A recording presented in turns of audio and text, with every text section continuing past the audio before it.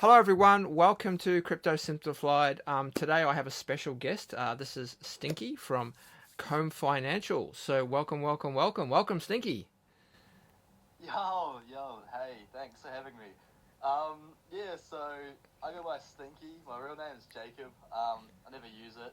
I use Stinky just because it feels very casual. People don't often have an issue talking to me. They think it's kind of silly. And once they've said it a few times, people usually lighten up a little bit around me. I don't really like going through the serious stuff. So by making your name a bit inappropriate in a way or a bit unusual, we wouldn't usually call someone Stinky. It's usually an insult. Kind of breaks the ice instantly.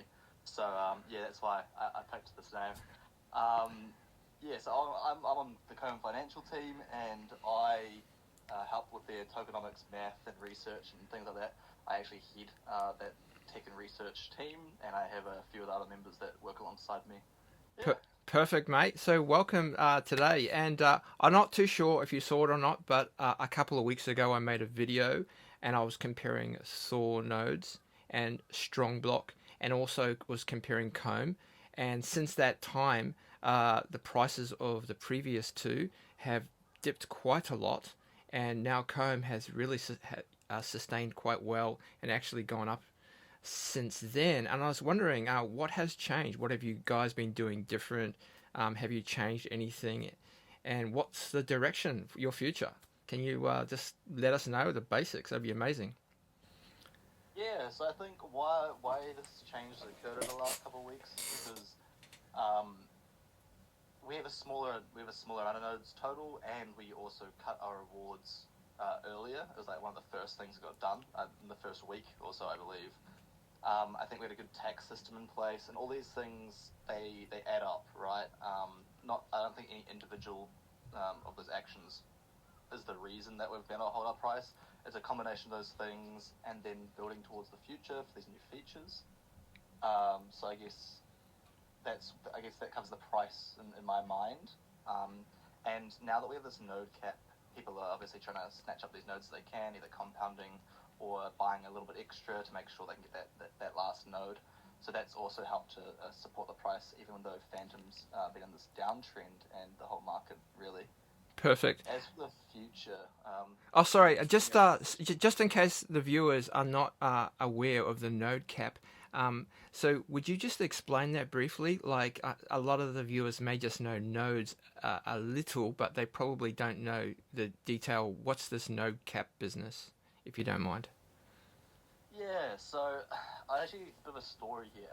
If you remember back, if you're in the zCOMB Financial Discord, we had a vote on tax, and people were complaining because there was a proposed whale tax, because they were like, hey, it's not fair.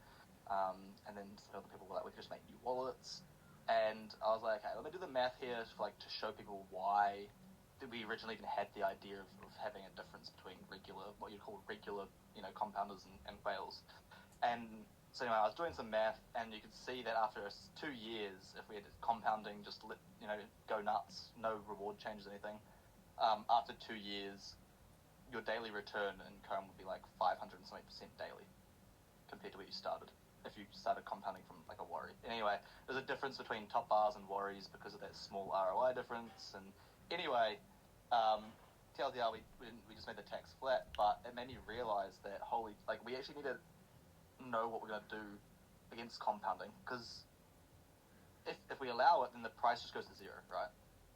Yeah. Like at the end of the day, you can't have compound into be able to have ROI of zCOMB at 500% a day, right?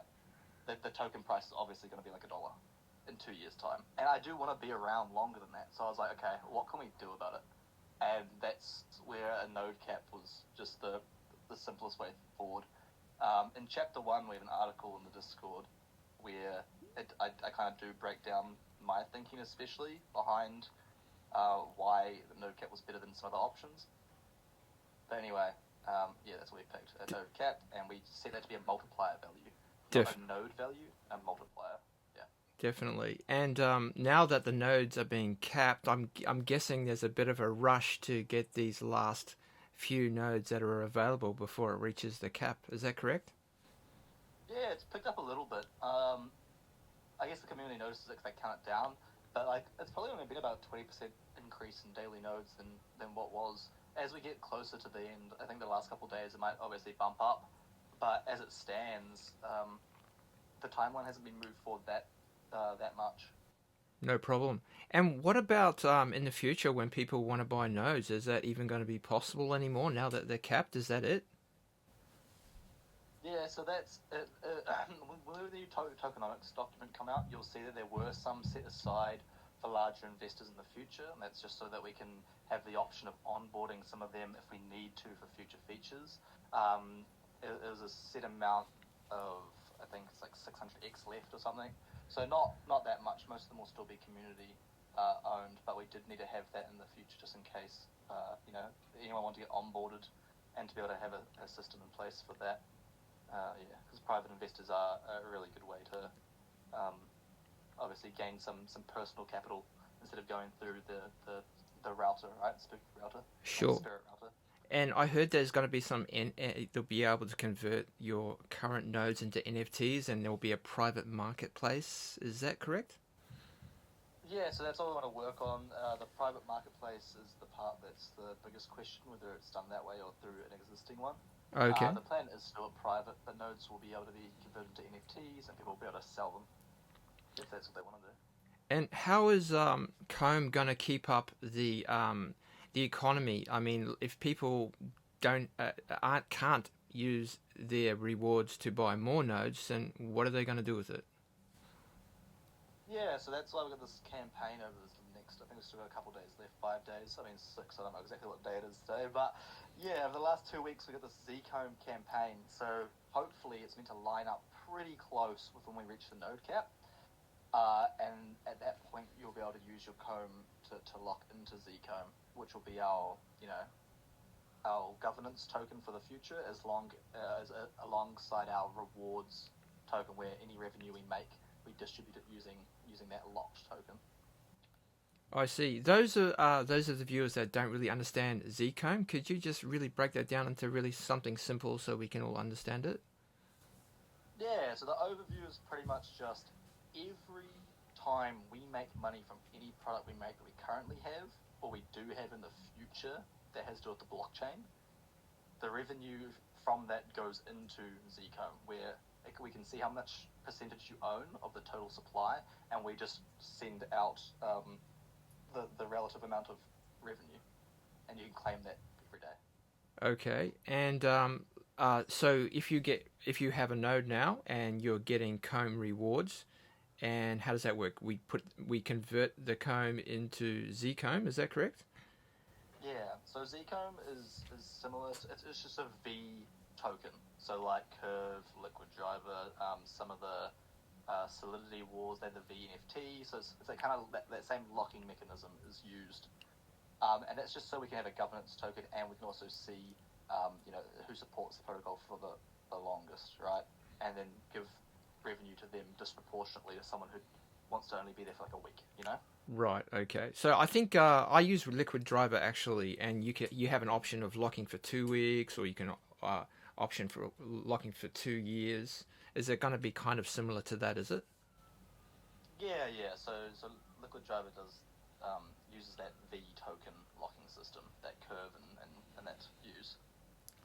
Perfect, mate. Well, thank you very much. Is there anything else that you would like to add at the end here? Because we'd love to hear anything you have to say, actually, because it's not very often my viewers get to listen to someone from zCOMB Financial and someone special like you as well, the tokenomics genius. So just say anything that you'd like to finish off with. That would be amazing. Yeah. I'm not a genius, but thanks though. I think people need to realize that we do realize that people are scared. We do realize that this is a lot of change, but I think if you just ask questions and you get to know the system, you'll soon understand why a change had to be made, and then why we think that this is the best change. Because it's not a question of should there be a change, like there has to be, otherwise the token's going to zero. That's just what's happening. You cannot possibly make enough money or burn enough tokens to keep up with exponentially increasing nodes. From that point, once you understand that and realize that something had to give at some point, either your expectation of price or a mechanic. Then you can start asking questions about why we're doing certain things after that, why we're making specific changes. And I think people just need to take the time to really solidify their knowledge in this. And the whole team's there to help you. Like I said, we've had a long time to digest this, so I do realize that we're not going to be as nervous about it, and I do understand that it can be scary for people. But again, we encourage everyone to come and talk to us. Oh, one more question. Sorry, it just came to my mind now. A lot of there have been a lot of node projects over the past months or so. What made you attracted to zCOMB Financial originally? Because you weren't in the original team, is that correct? Yeah, correct. So I actually joined before they launched, and I actually one of my wallets that I use for trading, I got banned on actually before the token went live. I was test buying because I was like, I knew something weird was happening, but I'm not amazing with code. I'm good with like farming and stuff and like the user end, but not amazing actually coding. And I couldn't figure out what was going on. And I actually got myself blacklisted. And I thought it was really funny. I thought it was funny that that Moon would open up for periods to catch bots and not say anything. So I was like, okay, that's pretty cool. You wouldn't do that extra effort if you didn't have good intentions. There's no reason to. You just let the token pump and dump with bots, and who cares, right? So that was the first thing that I thought was really cool. The second thing was just how Moon talked about things. He was very honest, and he would just not care about like things that didn't make sense. For example, the liquidity lock at the start. He's like, what does it matter? And everyone's like, no, you have to do it, so we can't trust you. And he's like, but all these projects have this, and they all rug still. Like, it's a false safety. You just need to understand how things work, and then you can be safe. And he was trying to teach people this, and people ignored it and didn't care because they didn't understand. But I just saw that, and I was like, I just really respected him. And so I got in it more, started talking more, heard about his ideas in the back end and stuff. And yeah, ever since then I just slowly integrated until I just started contributing pretty much every day, all day. Perfect. All right. Well, thank you very, very much for coming today. I really appreciate the time, and it's a Sunday and everything, so really appreciate it, mate. Thank you very, very much for coming.